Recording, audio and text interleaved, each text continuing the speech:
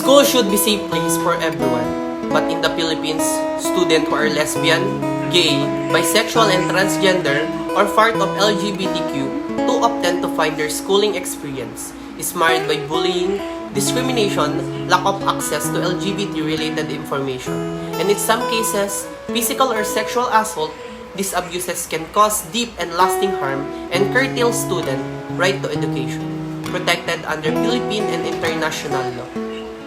So, meaning po dito sa binasa ko is, yung school po daw is isa siyang part para sa lahat ng tao o sa lahat ng estudyante para maging safe sila doon. Or ito yung pinaka-safe place para sa lahat ng mag-aaral. Pero dito po sa Pilipinas kasi is kapag part ka ng LGBT is dinidiscriminate ka nila, binubuli ka nila, lalo na kunyari gay ka. Kalimitan po yan nangyayari dito sa Pilipinas. Noong 2017, naglabas ng Memorandum on Department of Education na kumikilala sa sexual orientation, gender identity and gender expression, at sexual characteristic ng mga guro at mag-aaral. Avoiding discrimination involves fostering a culture of respect, empathy, and inclusivity. Some ways to do this include educating oneself and others about different cultures and perspective, promoting diversity in all aspects of life, challenging stereotypes and biases, actively listening to the marginalized voices, and advocating for equal opportunities and treatment for all individuals.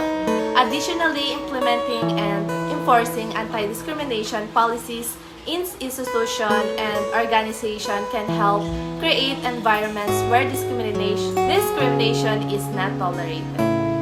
Discrimination can stem from various factors such as societal attitudes, cultural norms, lack of education, or awareness.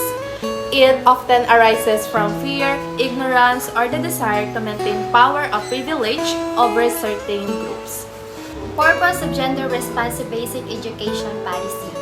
The purpose of Gender-Responsive Basic Education Policy is to integrate gender equality, sensitivity, and human rights into the provisions and governance of basic education in the Philippines, and involving learners and stakeholders in promoting gender equality. The policy emphasizes the importance of involving all learners and stakeholders in promoting gender equality. It encourages the active participation of students, parents, teachers, and the community in increasing a gender-responsive education system. It is essential to combat gender identity discrimination by promoting awareness, education, and legal protection for individuals of all gender identities, creating inclusive environments, implementing anti-discrimination policies, and advocating for the rights of transgender and gender non-conforming individuals are crucial steps in addressing and preventing gender identity discrimination. Respect of diversity, acceptance of different gender identities, and the protection of human rights for all individuals, regardless of the gender identity, are fundamental principles in creating a more inclusive and equitable society. Gender identity discrimination. Gender identity discrimination happens when a person is treated less favorable than another person in a similar situation. Because of that, person's gender-related identity, appearance, mannerism, or other gender-related characteristic of the person. It does not matter what sex a person was assigned at birth or whether the person has undergone any medical intervention.